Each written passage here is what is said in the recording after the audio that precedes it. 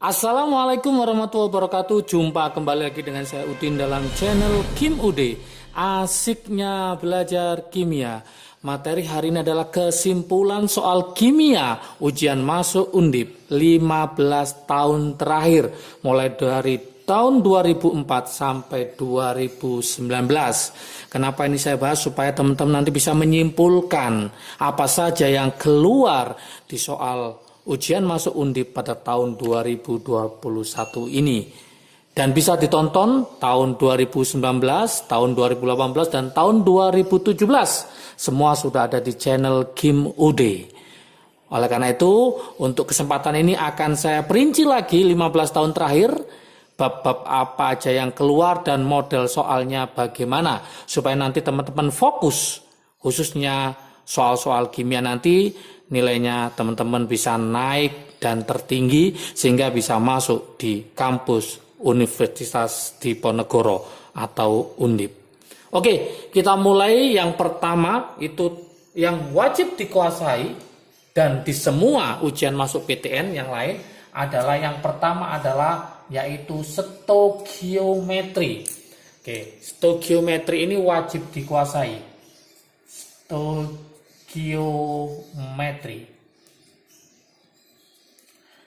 Apa aja yang keluar pada stokiometri 15 tahun terakhir ini? Modelnya nanti stokiometri adalah ada nanti reaksi kimia, ya, ada reaksi kimia. Kemudian nanti diketahui masa produknya, diketahui masa produk. Ada masa produk. Kemudian yang ditanyakan, ya, kemudian yang ditanya adalah masa preaksi. Masa preaksinya. Maka ini kita akan memakai rumus apa di situ, yaitu tentang perbandingan mol. Arahkan ke situ ya. Perbandingan mol menunjukkan perbandingan koefisien. Arahkan. Berarti nanti ada suatu reaksi, diketahui masanya si produk, yang diminta adalah masanya si preaksi. Pakai nanti perbandingan mol menunjukkan perbandingan koefisien. Artinya apa? Teman-teman harus menjadikan dia mol duluan ya. Model yang pertama. Model yang kedua, pada stokiometri ada yang diketahui volume. Volume dalam keadaan STP. Terus kemudian ditanya, yang ditanya apa? Yaitu massa, sama masanya produk. Masanya produk ya, atau preaksi boleh, tergantung soalnya. Kalau yang diketahui masanya produk, maka yang ditanyakan volumenya si produk, maka yang ditanyakan adalah masanya preaksi. Kalau yang diketahui volumenya adalah preaksi, maka yang ditanyakan adalah masanya produk. Intinya apa? Yang diketahui dalam bentuk volume dalam keadaan STP. Maka langkah pertama teman-teman harus menjadikan mol, yaitu dibagi dengan 22,4. Kemudian model yang lain itu adalah mencari persen kadar. Mencari persen kadar dalam sampel atau cuplikan. Ini juga keluar ya. Kemudian mencari massa unsur, mencari massa unsur dalam suatu senyawa, misalkan ada Al2SO4 3 kali, berapakah masanya Al pada senyawa Al2SO4 3 kali, seperti itu. Kemudian yang nggak kalah menarik adalah mencari M campuran. M1V1 sama dengan M1V1 ditambah M2V2 dibagi V1 plus V2. Inilah. Jangan lupa juga adalah mengubah, ya ini sering keluar juga, mengubah satuan molaritas menjadi normalitas. N. Ini juga akan keluar di 15 tahun terakhir untuk stokiometri.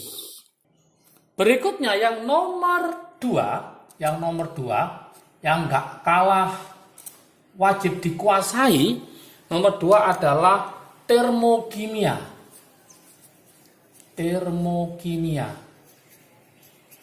Termokimia ini yang akan diujikan pada ujian masuk Undip itu adalah reaksi ekso sama reaksi endo tiap tahun ini. Reaksi ekso dan endo. Ini harus paham, reaksi ekso sama reaksi endo. Di mana ekso itu adalah melepas kalor, endo itu adalah menyerap kalor. Kalau ekso dari sistem ke lingkungan, kalau endoterm lingkungan ke sistem. Kalau ekso delta H-nya adalah negatif, endoterm delta H-nya positif. Ini harus paham tentang konsep reaksi ekso dan endo. Kemudian model yang lain itu adalah diketahui delta HF 0 standar, artinya untuk 1 mol.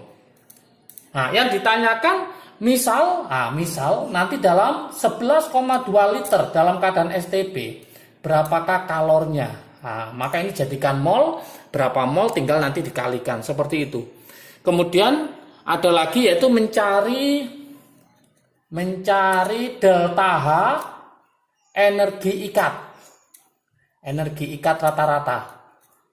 Artinya mencari delta H-nya adalah rumusnya apa, masih ingat, yaitu kiri dikurangi kanan. Di soal diketahui C dengan C, O dengan O, O dengan H. Nah, yang dicari adalah mencari delta H energi ikat rata-rata. Oke, ini yang keluar di soal termokimia. Berikutnya yang nomor 3 yang wajib dikuasai untuk ujian masuk Undip adalah reaksi redoks. Reaksi redoks. Oke, reaksi redoks ini yang ditanyakan itu adalah di situ nanti siapakah yang bersifat oksidator.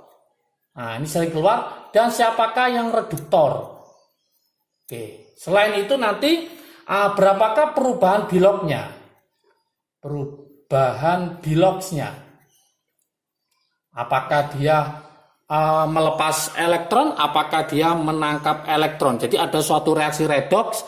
Teman-teman mencari dia mengalami oksidasi atau mengalami reduksi, dia bertindak sebagai oksidator atau reduktor, terjadi perubahan bilok sebanyak berapa, itu harus paham. Soal nomor 4, yang wajib dikuasai untuk yang nomor 4 ya, itu adalah laju reaksi. Laju reaksi. Laju reaksi ini tiap tahun keluar ya, laju reaksi. Itu apa? Yaitu mencari orde. Mencari orde. Ada suatu tabel mencari ordenya si P atau si Q gitu ya. Kemudian yang kedua adalah mencari harga. Mencari harganya V, lajunya, dan harganya K, tetapan laju reaksinya. Ya. Kemudian selain ini adalah faktor-faktor ya. Ada lagi yaitu faktor yang mempengaruhi laju reaksi. Mempengaruhi laju reaksi. Yang sering keluar ada 2 yaitu suhu sama katalis ya. Suhu sama katalis. Yang keluar di sini adalah suhu dan katalis. Ini. Sementara yang keluar suhu sama katalis untuk mempercepat laju reaksi. Di mana suhu kalau dinaikkan akan mempercepat laju reaksi dengan cara menambah energi kinetik. Kalau katalis itu mempercepat laju reaksi dengan cara menurunkan energi aktivasi. Berikutnya, untuk yang dipelajari untuk urutan yang kelima ya, untuk urutan yang kelima setelah laju reaksi itu adalah kesetimbangan kimia. Kesetimbangan kimia. Oke. Kesetimbangan kimia ini yang keluar sementara bukan menghitung harga KC sama KP, ternyata yang keluar untuk kesetimbangan kimia adalah pergeseran kesetimbangan. Jadi faktor-faktor yang menggeser kesetimbangan. Pergeseran kesetimbangan ya. Apa aja yang ditanyakan pada pergeseran kesetimbangan, yaitu tentang bisa tekanan, volume, kemudian suhu. Pelajari tekanan, volume, dan suhu. tekanan diperbesar berarti volume diperkecil menuju koefisien kecil. Kalau suhu dinaikkan ke endoterm, kalau suhu diturunkan ke eksoterm, itu pergeseran kesetimbangan. Kemudian yang nomor 6 yang harus dikuasai materinya untuk ujian masuk Undip, nomor 6 adalah yaitu pH, derajat keasaman pH. pH yang keluar 15 tahun terakhir ini lebih cenderung ke arah pH penyangga. Jadi pH penyangga harus dikuasai ya, penyangga atau bahasa lainnya adalah buffer. Kemudian yang kedua selain pH penyangga adalah konsep dari penyangga, di mana penyangga itu terbentuk dari asam basa konjugasi ya, oke, atau asam dengan garamnya, itu harus paham. Selain itu ada namanya nanti di pH adalah titrasi asam basa. Titrasi asam basa nanti melalui proses reaksi netralisasi atau netralisasi. Nah, ini harus dikuasai. Yang nomor 7 selain pH, selain kesetimbangan kimia, nomor 7 adalah sel volta. Sel volta ini yang dipelajari itu bukan mencari nol sel ya, tapi reaksi spontan atau tidak spontan. Reaksi spontan. Jadi nanti ada notasi sel ya. Teman-teman mencari dia spontan apa enggak. Kalau spontan nol selnya kan nilainya positif. Jadi yang diminta reaksi spontan atau tidak spontan. Hanya itu untuk sel voltanya. Untuk yang nomor 8 yang harus dikuasai untuk ujian masuk Undip itu adalah sel elektrolisis.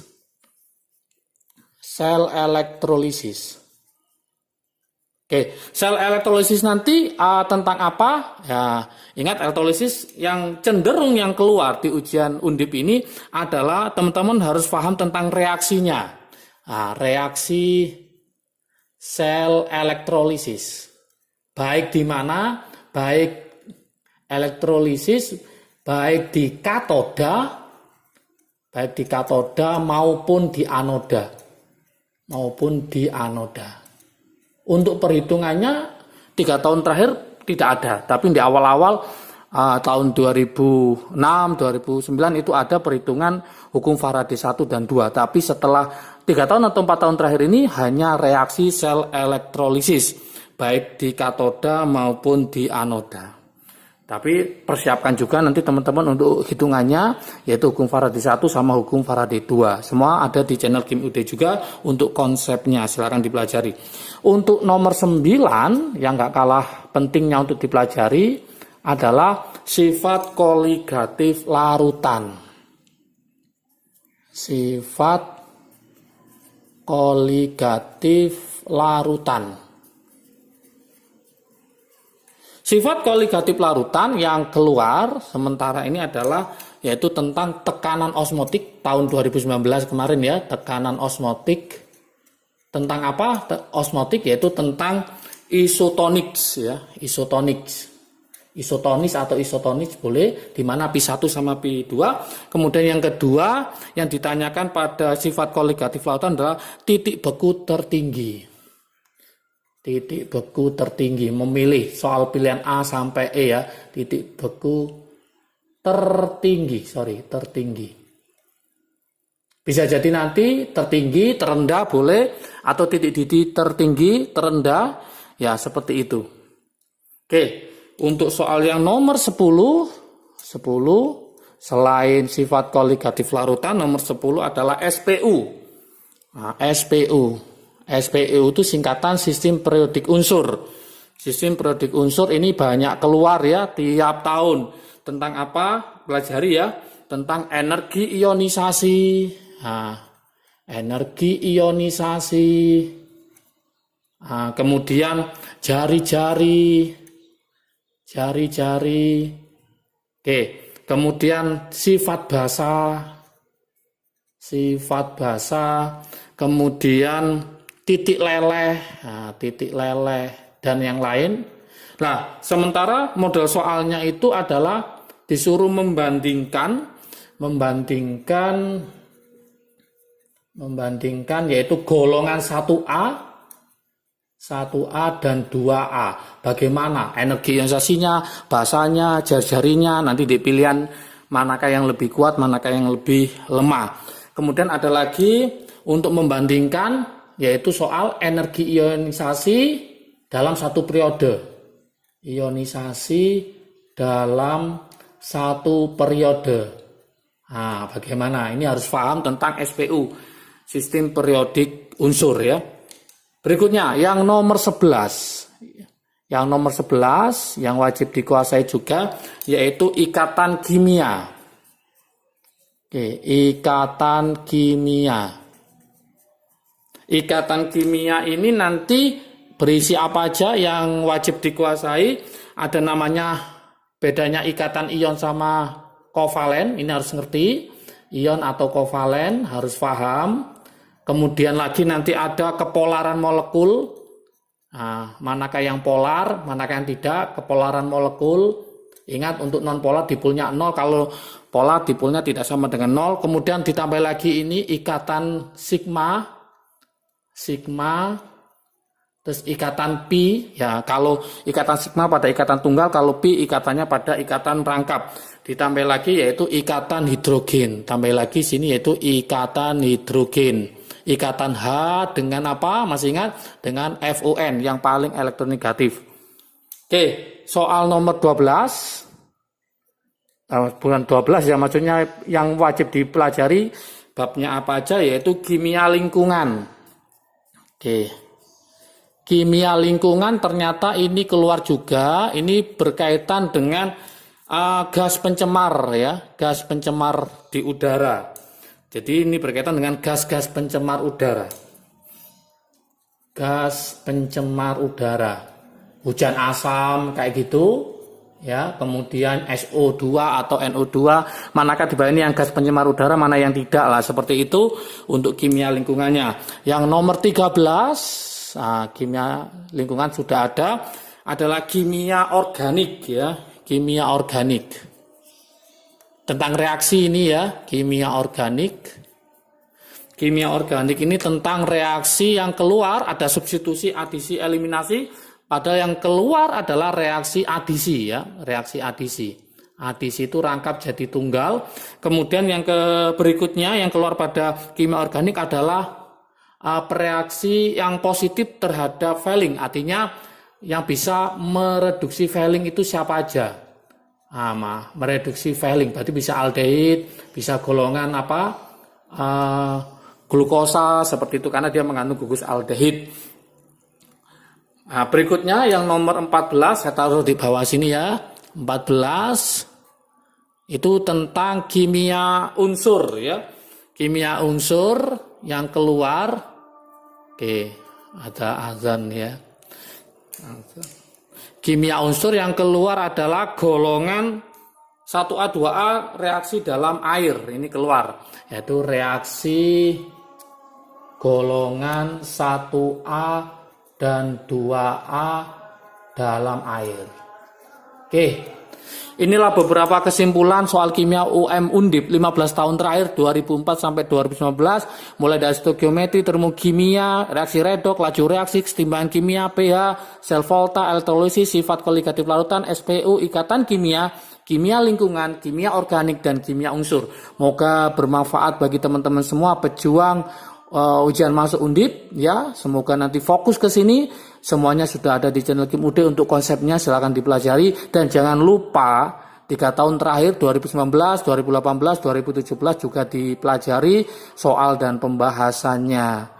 Oke, semangat belajarnya, sukses selalu. Salam sukses, keterima PTN favorit dari Kim Ude. Asiknya belajar kimia. Assalamualaikum warahmatullahi wabarakatuh.